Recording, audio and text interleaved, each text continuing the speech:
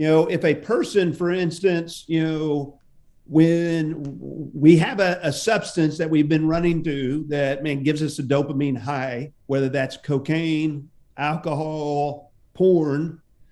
Well, when we start using that high to medicate negative emotions in our life, addiction experts tell us, man, that's when the addiction goes to a whole new level.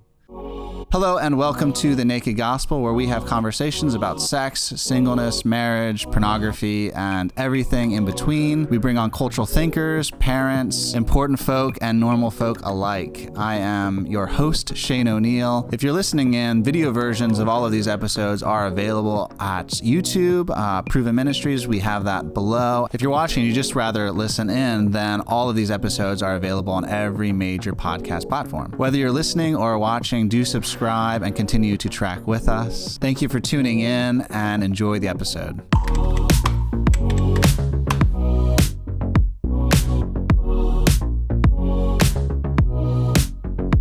Hello and welcome back to The Naked Gospel. I'm looking forward to this conversation today. We had a conversation with Josh McDowell, who I confused with Sean McDowell. We've had both of them on, but Josh is the father, and Josh, when we had him on, was just raving about a book. He's really excited about it, and a man that we've had on before named Ted Shimer.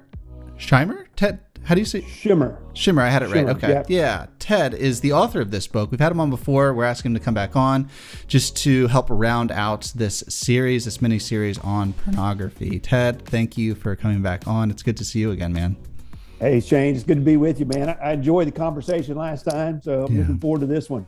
Yeah, for sure. Ted, I want to ask, just kind of like jumping right into things, if you're okay with it. I want to ask, you're very conversant with the resources that are out there when it comes to pornography, purity. Different people come at it from different angles. Sometimes it's just disseminating knowledge and information, letting people know that pornography is attached to sex trafficking, that it impacts our relationships. Other people just look at filtration units. But like for you, you looked at the landscape and you said, hey, I think something's missing. And I'm interested to know what you saw kind of missing when you looked at the landscape of resources that are out there that are addressing this issue. You've created a ministry from what you saw, and you've written a book to help elucidate what you've seen. But I'd love to hear kind of just from your own articulation, when you look at the landscape, kind of what did you see that precipitated or motivated the building of all that you've done? Yeah. Well, and maybe it'd be good to start just, as my wife and I went into the ministry in the early 90s. I had no plans at that point to become the porn guy. I'll promise you. Sure. My wife had no plans to be married to the porn guy, but it was really in the mid 2000s, Shane, that we just started seeing more and more students who were involved in our ministry that had pornography addictions, and so much so that we identified as a ministry that the biggest obstacle to us fulfilling our purpose of building spiritual leaders for Christ was a pornography addiction. And so it was really in 2007 that I really started my deep dive into this topic, really looking for solutions. And so, we were looking for things that were biblically based, gospel-centered, effective, and something that was affordable for a college student. And so as we begin to, look at all those things, hey, we find some stuff that was biblical, but man, it was really kind of incomplete. Or, hey, some stuff that was, biblical and effective, but it cost $5,000, and so it was just, a wide variety of, and I've been through over 20 different, porn addiction recovery resources or programs, kind of in search, of it. The user-friendly piece of it was, another, kind of component. And so it was really kind of a 10-year process that, led us, to the point where like, hey, let's let's take what we've learned. I got trained as a certified sex addiction therapist. Hey, let's take what we've learned and man, let's make it free. Let's make it biblically based, gospel centered, scientifically informed. And so that's really how the freedom fight was birthed. That was kind of the process. Oh, I love that.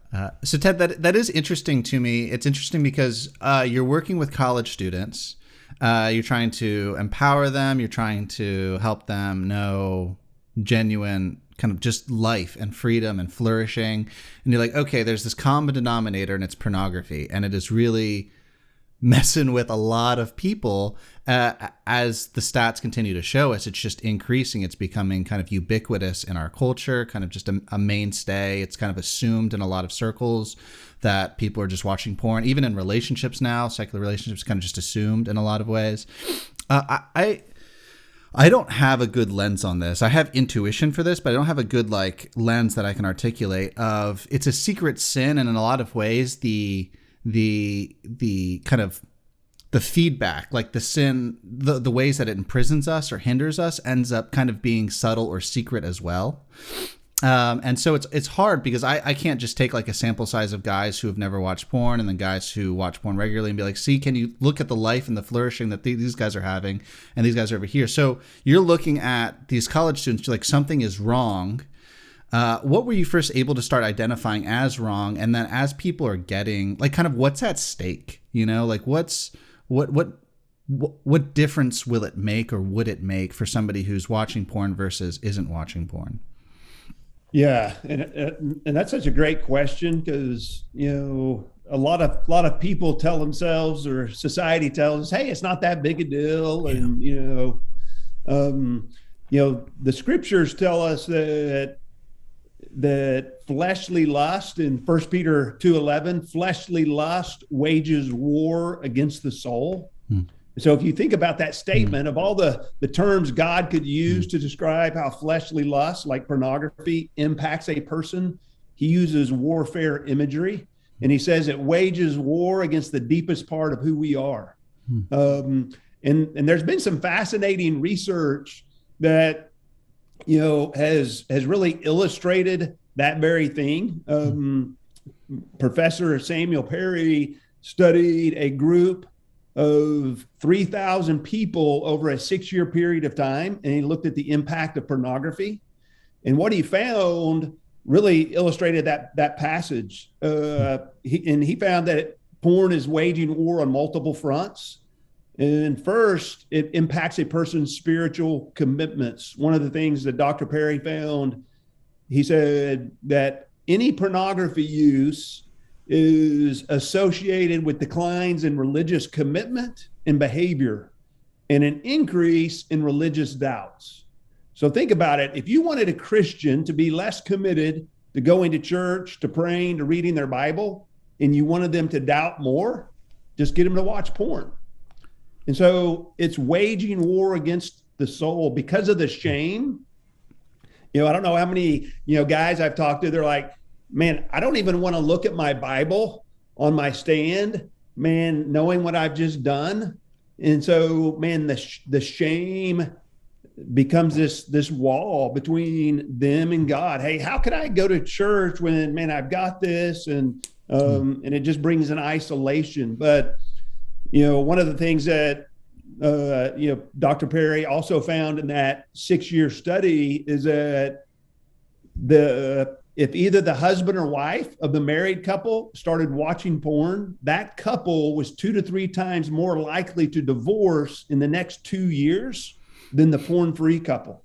And if you think of the collateral damage that happens from a divorce, particularly a divorce in the church, that's massive. And so, man, it's eroding our people's relationship with God. It's eroding their relationship, their marriages, and in general, just, man, people who watch porn isolate from relationships, more often because you're always moving towards isolation, and the shame you feel, it wants to keep you isolated.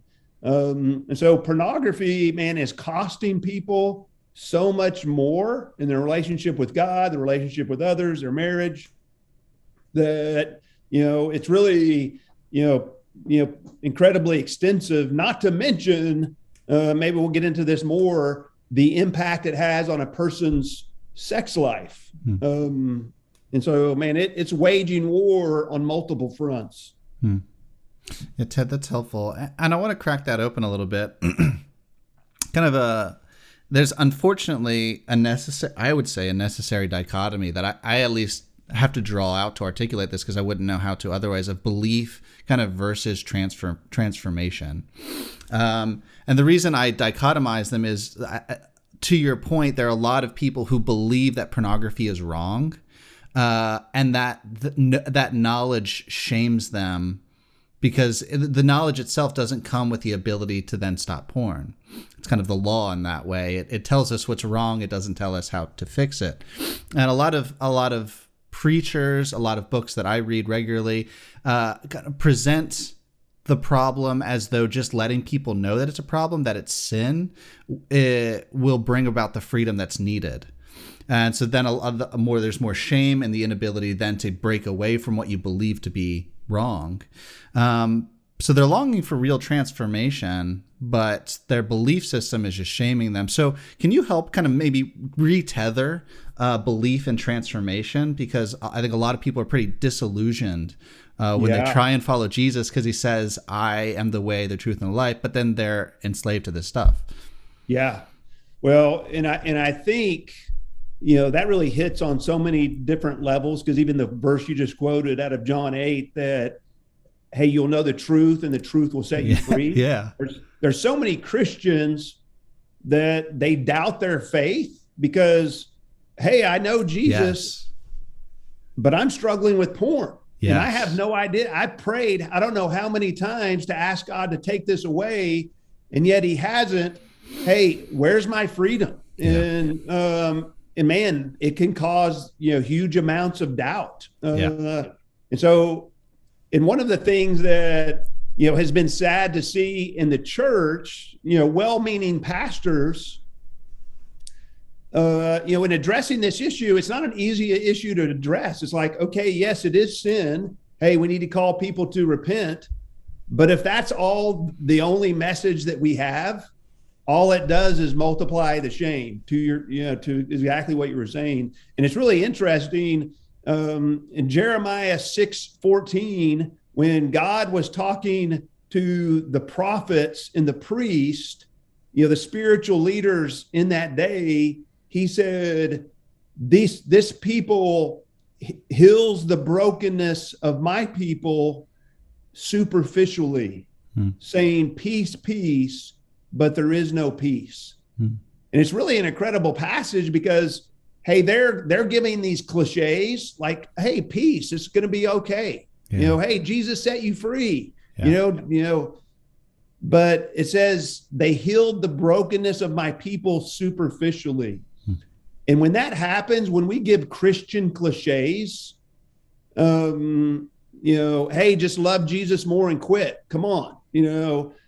All it does is multiply the shame, because it's like, well, man, I've done that. I've been praying. And so that's why it's so important that, that dichotomy. It's like, hey, yes, it's wrong. This is why it's wrong. This is why God, has so much more in store for us.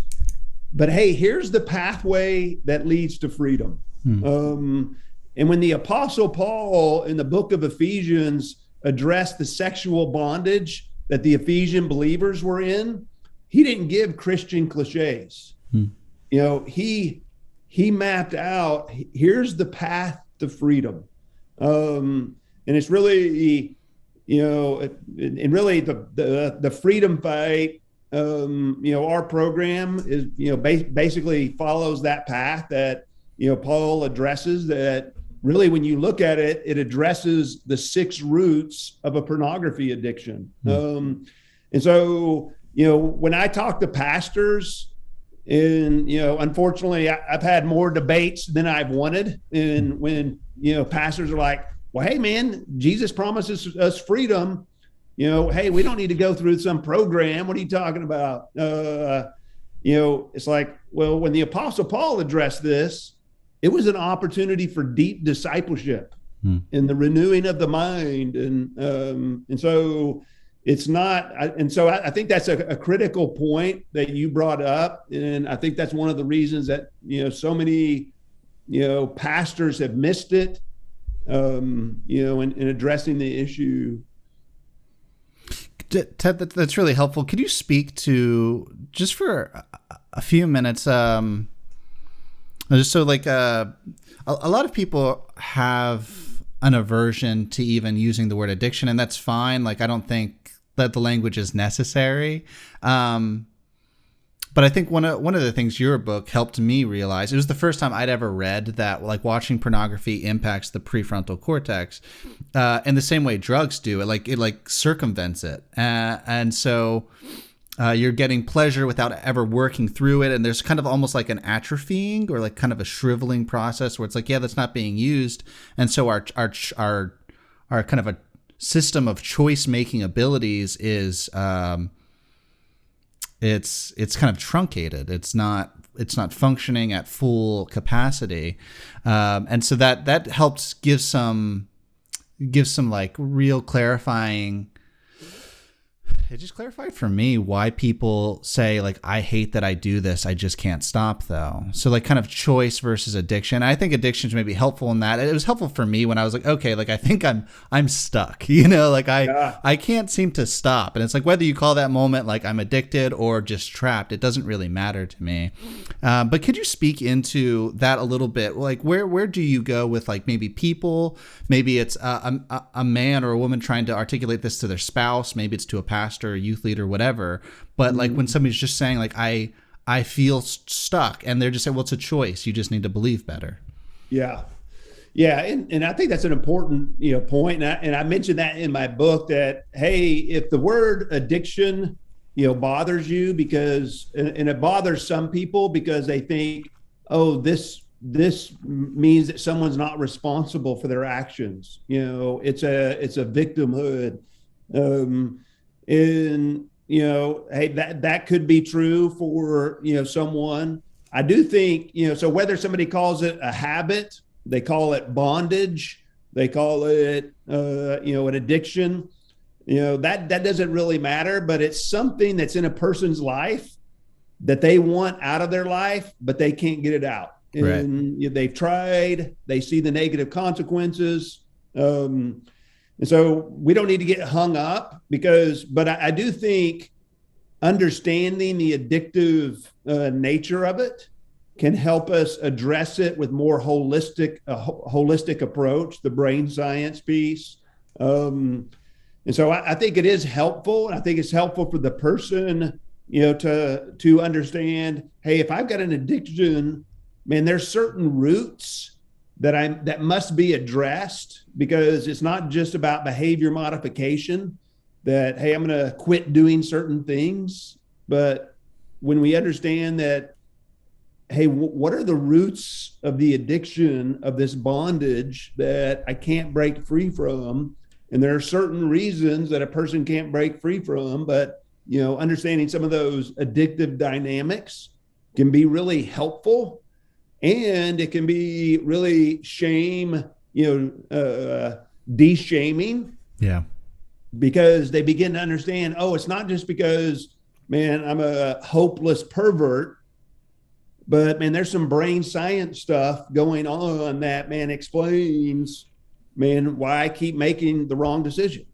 That's true. The information itself comes with grace, doesn't it? Yes. The truth of it comes with grace. Yes. No, that's really good, Ted. So I do want to peer into that a little bit more. So when I've researched this stuff, I think Matt Fradd was the first person who drew kind of a distinction of chemical addiction versus behavioral addiction, and how we know now that behavioral addictions are real things that like spike our brains in wild ways.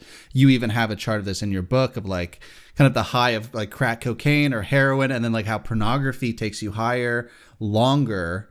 and what it does to the brain with that. So when it comes to like chemical or behavioral, we now know that behavioral addiction is a real thing. Gambling would be another, for instance, or video games.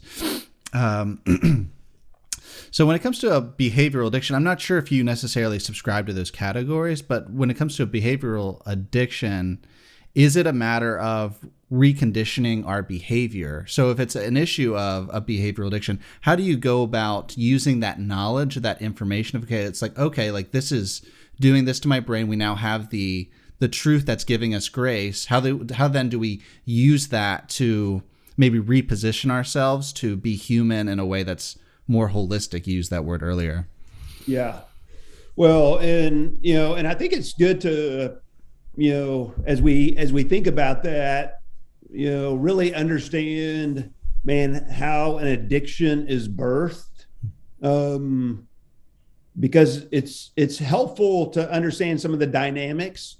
If a person, for instance, when we have a substance that we've been running through that, man, gives us a dopamine high, whether that's cocaine, alcohol, porn. Well, when we start using that high to medicate negative emotions in our life, addiction experts tell us, man, that's when the addiction goes to a whole new level. Because here's the thing, that dopamine is not only released when we experience pleasure, but dopamine is also released in the brain in the anticipation of pleasure. So for instance, if I start using my dopamine high to medicate stress in my life, and I do that over and over, then all of a sudden, next time I'm stressed, man, that's my trigger. And my brain actually releases dopamine to start my craving for porn, because it goes into relief mode. Hey, I know where we can go to feel a whole lot better. And it begins to lead me down that porn pathway, and it starts happening at a subconscious level. And so I'll talk to a lot of guys, and they're like, man, this huge urge to use porn just hit me out of nowhere. But when we go back and look, it's almost always an emotional trigger, whether it's, depression, whether it's loneliness, whether it's a failure, whether, whatever it is, boredom.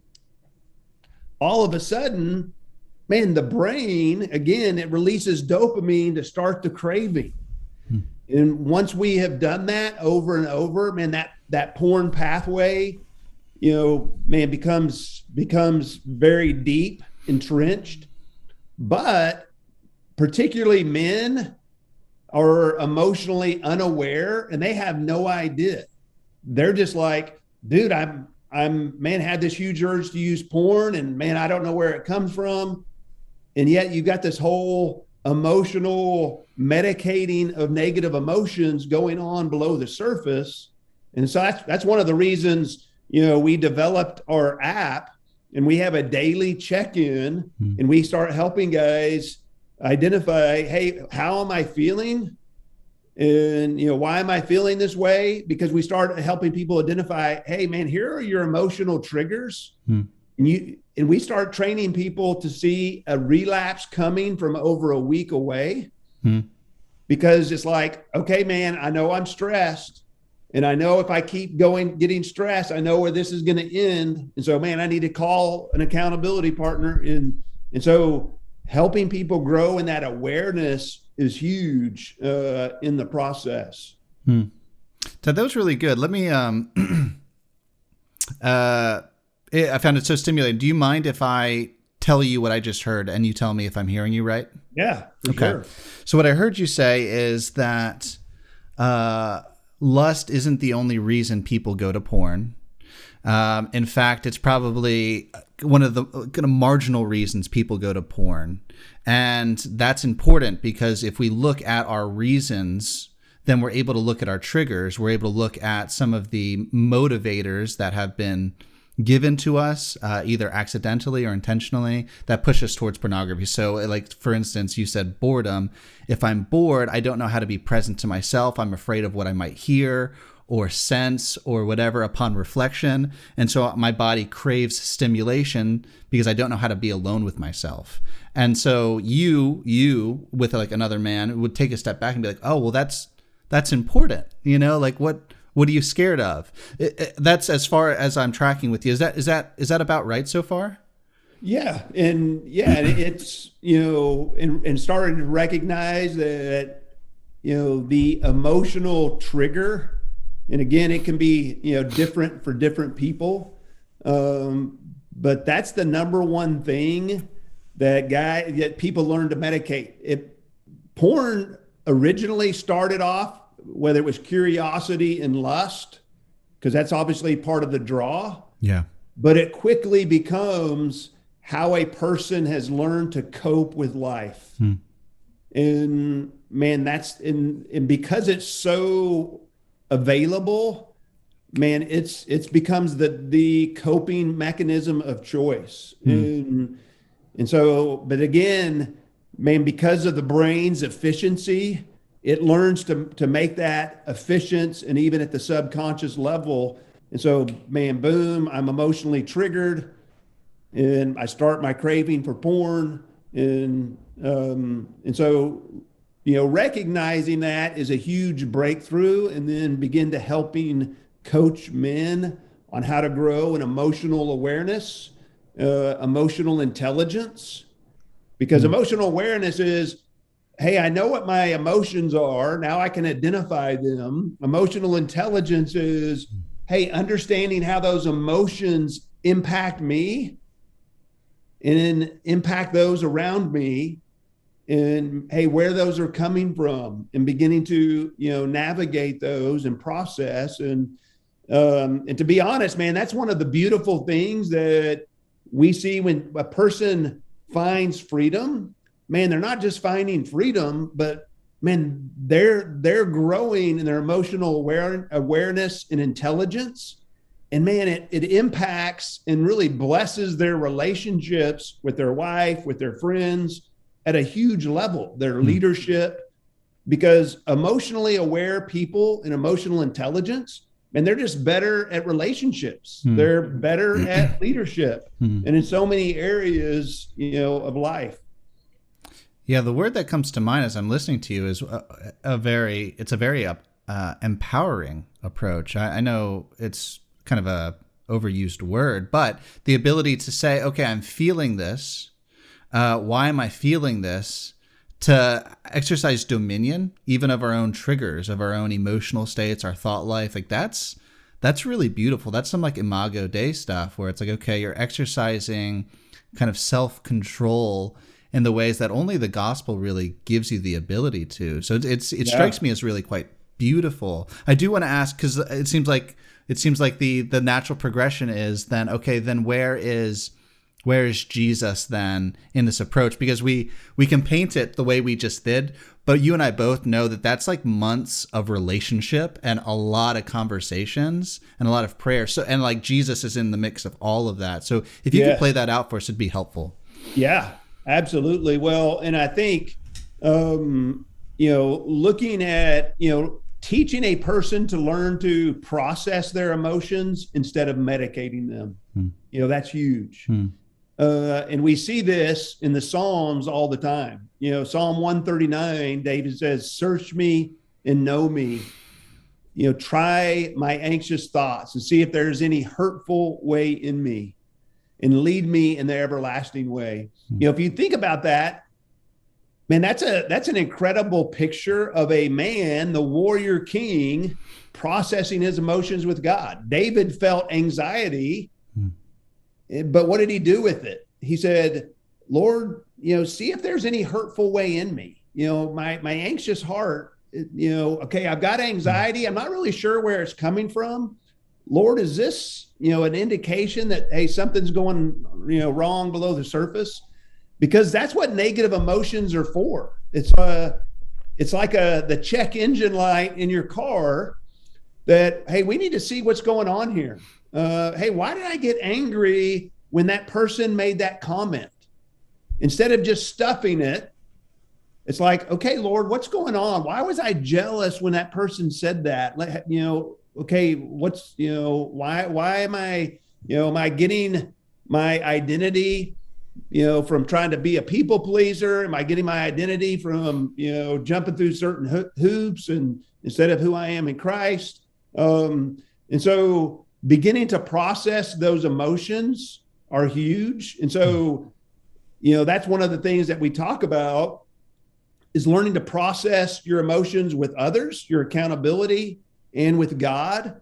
Man, it's critical. And to be honest, man, I think it's a beautiful picture of loving God with all of our heart, because it takes this emotional area and we begin to take those emotions, before the Lord, and just like King David, say, okay, Lord, I've got some anxiety here. I'm not really sure why, help me out. What's going on? And it really, brings that connection. And I'll say this, and this is what really kind of connects to a couple of the other roots, is oftentimes that negative emotion is connected to shame.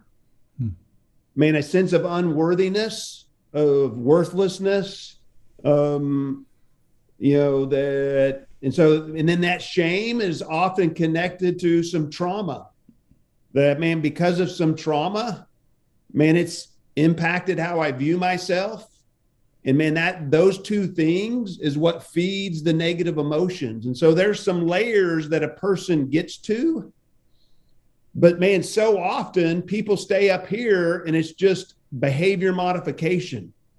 Okay, hey, let's do that, and filters are good. And I'm all about that. And hey, we got to have accountability. And, Jesus said, hey, let's gouge out the eye, cut off the hand. That's a first step. But learning to, navigate, process my emotions, and learning to, hey, how is that connected to shame and trauma? That's all, important parts of the process. Yeah, that's really good, Ted. That's really good. So I guess just on this vein of conversation, just one last kind of pushing further question. When you get to, so there's some, I imagine, where you get to the bottom and it's like, okay, like I was hurt this way as a child. I need to re-engage that story, re-understand that story. All of a sudden, the present narratives or the future narratives are all rewritten. Really, really powerful, redemptive work. There are other times where you kind of get to the bottom of it. You're like, well, I'm just lonely. Like I'm single. I want to be married. And it's like, well, that's a really like wholesome desire. But you're not married, like you can't act out. And so like what happens when they're just people who have kind of a pretty earnest longings? Like yeah. What would you say? Yeah, well, and I think it's important, to be honest about that, be honest about those longings, with the Lord, instead of, because a lot of times what people do is, hey, I feel lonely, but instead of unpacking that, man, I just start medicating it. Yeah. Or good. I guess, and I can medicate it with busyness, or, I can medicate, porn. Yeah. And instead of, man, taking that loneliness and being, Lord, I'm lonely. Lord, I want to start asking you to provide for this loneliness. And I want to start pursuing community to address this loneliness. You know what I'm saying? But if a person never gets there to be honest and, man, put it on the table and, hey, I want to start processing this, it can be very vulnerable for one man to tell another man his accountability. Man, guys, I'm just lonely. It's like, man, I don't want to share that. And yet there's something incredibly powerful when we can start being honest with some of those things with God and with others, that really puts us in a position, for God's grace. As the Apostle Paul said, man, when I am weak, then I am strong. Therefore, I'll rather boast about my weaknesses. Hey, guys, I'm lonely. Yeah. Man, will you pray for me about this? That's powerful. And it puts us in a position, man, for the grace of God to really overflow in our life instead of, trying to image manage and, and all of that. And it just brings a new depth of relationships when there's that kind of honesty. And again, man, that's just one of the beautiful things we've seen as people find freedom. They're not just finding freedom, but man, they're finding a depth of relationships with their accountability, with the guys that are going through this that they've never experienced before. And it really gives them an opportunity truly to experience unconditional love, because we can't receive unconditional love until we've been unconditionally known. Mm-hmm. And so instead of hiding, man, just getting that out there, and man, it brings a depth of relationships, with the Lord, with others, that's really powerful. Amen. Ted, it strikes me as I hear you talking that the way you pictured, I'd be curious to know, do you view pornography as even a symptom itself, a symptom for how the church hasn't practiced relationship and vulnerability and transparency in the ways that Jesus taught us to? Because part of me wants to know, like, what do you long to see? Like, what do you long to see in churches and in faith communities that I think in a very kind of natural, organic sort of way would address a lot of these issues if we were just being X, whatever that might be. And I'd be curious to know what that X is for you.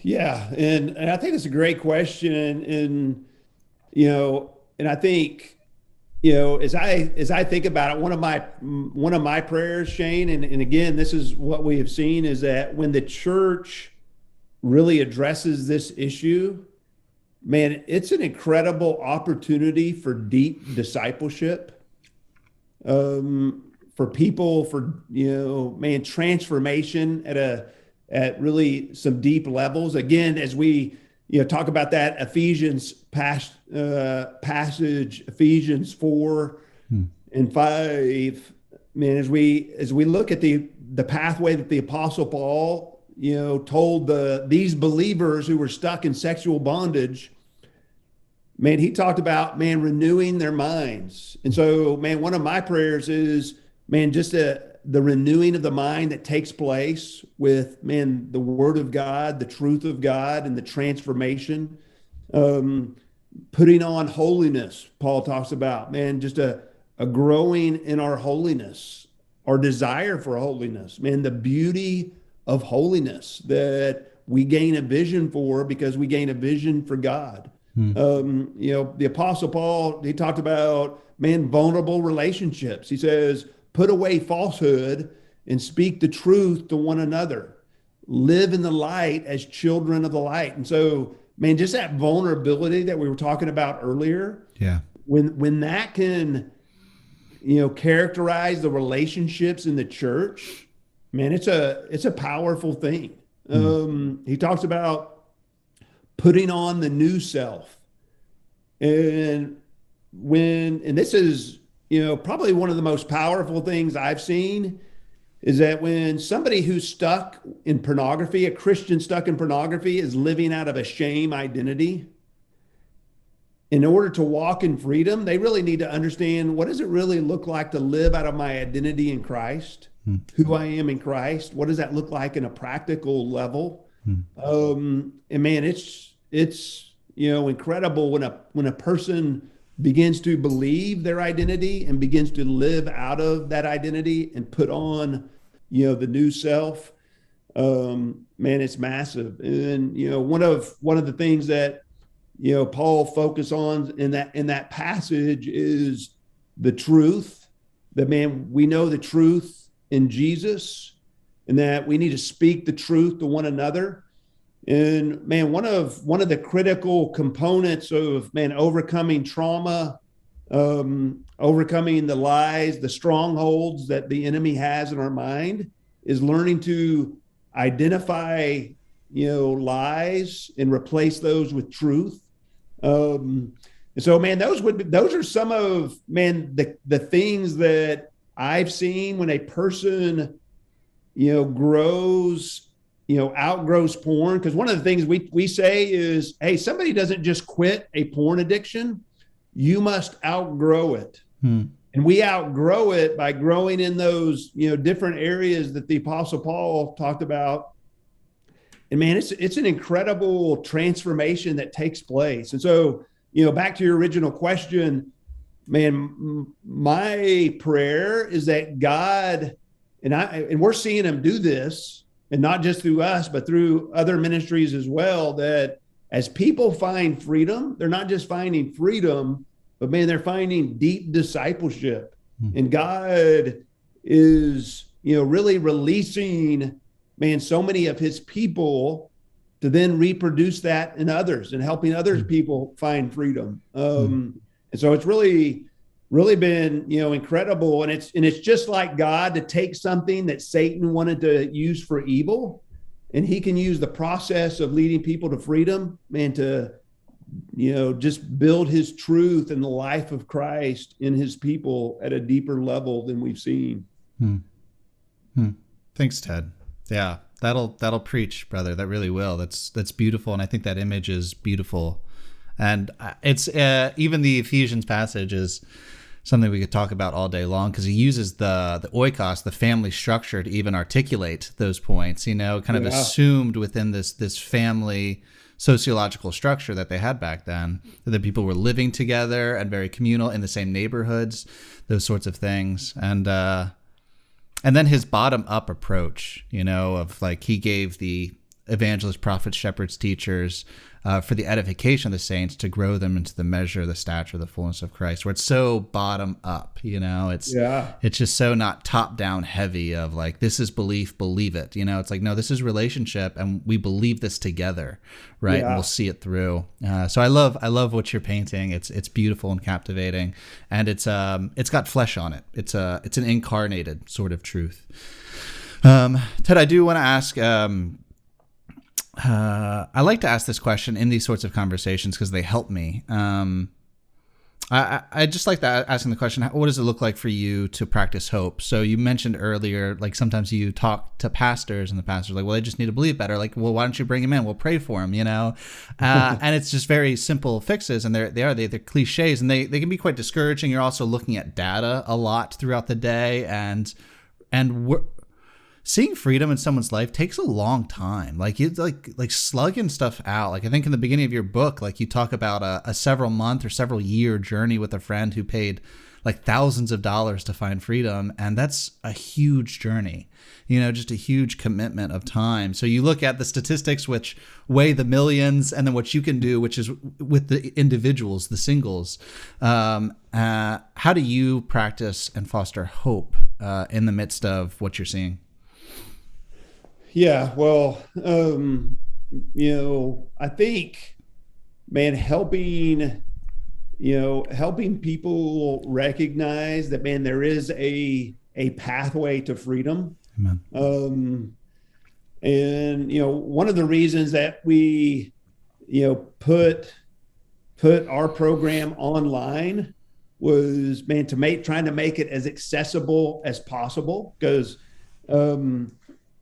one of the challenges for churches is, man, how do you give people hope for something that, man, most people stay in the shadows because of shame.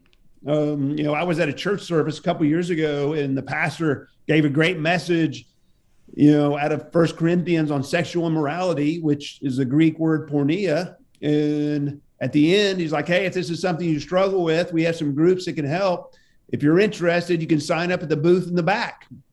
How many people do you think signed up at the booth in the back? Zero. Yeah. Exactly. Yeah. And even if you were to say, hey, Wednesday night at 7, we got a group that can help you, unless you're in crisis, you're not going to the group. Yeah. And because of the shame factor, you don't know who else is going to be there. Therefore, you don't know who else you're going to be disclosing your embarrassing sin to. And so that's one of the reasons that so many people stay in the shadows. And so, we have our, online program, and it's really designed, and we have a leader's guide that, man, breaks down every week. This is what it looks like, so that a person in a church, maybe is a men's ministry leader, maybe he's never struggled with porn, But man, he has a heart as he's discipling men. Man, he can take our leader's guide and he can follow the path. And we've seen that happen. And so it's not, hey, they don't have to go through this, man, really expensive program, and they have to be committed. But man, that's the thing that, man, is really exciting for us is, man, equipping people to lead and facilitate groups that, man, they can start up a group at their church and they can start leading people to freedom. And, and we've seen our program is 6 months. And we've seen multiple generations of, man, guys finding freedom after 15, 20, some 40 years of addiction. Yeah. And then turning around and experiencing freedom for the first time, and then turning around and starting to lead groups. And so, having that online platform that, with an app that is giving that kind of access, because what we have seen, as people, begin to find hope and begin to, man, have this de-shame that, oh man, okay, there's some brain science stuff here. All of a sudden, hey, I can confess. Nobody gets free on their own. You need to confess. But sometimes it's really helpful for a person to begin to understand what's going on. And then it gives them the confidence to step out and say, hey, I've got this problem. And so anyway, those are some of the things that, have given us, hope, is to, see how the Lord is using this, in multiple churches and in ministries to really multiply not just freedom, but deep discipleship. Ted, I like you. I like you too, man. I really appreciate you having me on again. Yeah, no, this has been good. It's good. It's what you're sharing is rinsing. I can feel that. So, Ted, we always end with 2 questions. 1, how can people track with what you're doing? Tell us about your book, your website, those sorts of things. And 2, how can we be praying for you? Man, I appreciate those questions. Thefreedomfight.org is our website. So that's where we have our, program. And I would, man, people can sign up, enroll, even within that, we have a 30-day challenge that, man, has really been helpful to give people kind of a taste. And so it's like, well, hey, 6-month program, and that might be, a big commitment. Hey, I want to see what this is about. I would direct you to our 30-day challenge. And it gives people a real taste. And again, man, it's something we've seen, man, accountability partners, discipleship groups. It's like, hey, let's do this for 30 days. But it can be an easy way just to introduce the topic, and even youth groups like, hey, let's do this, for 30 days. And it just gets the topic on the table. And begins to de-shame it. And so anyway, that would be one of the programs I would, direct you to. We have a pastors and a leaders page. We have several, pastors and leaders who share their testimonies about what they've seen God, how they've seen God use the program in their ministry and churches. And then, if you want to take a deeper dive, my book, you can, get it on Amazon. You can get it on our website. And man, as far as prayer, man, I would just, ask for, wisdom, as we're, adding some features. One of the things that's, man, great about technology is, man, you can reach lots of people. The negative part of technology is it costs lots of money. And so, man, we're always raising some funds. And so, making it free, we have a pay it forward model that I think has the potential to be self-sustaining. We're kind of on the front end of that. And so, man, we're trying to raise enough funds to, build up our user base that the pay it forward model could become self-sustaining. So that's one of the things that, we're kind of, in the fundraising mode at this point, and really have a goal that, man, in 3 years, man, we can become self-sustaining, because, the pay it forward model has been encouraging because, man, as people find freedom, man, they want to invest, they want to pay it forward and help other people find freedom. And so I think it's been encouraging, and I think it has a lot of potential, for us to get there. Yeah, I'll be interested to look closer into that model. It sounds really cool. But yes, we will absolutely be alongside you in prayer. Love what you're doing and believe in it enough to at least throw up a prayer on your behalf. So thank you for what you're doing, Ted, and thank you for joining us today and just thinking out loud some of these issues. Really appreciate you.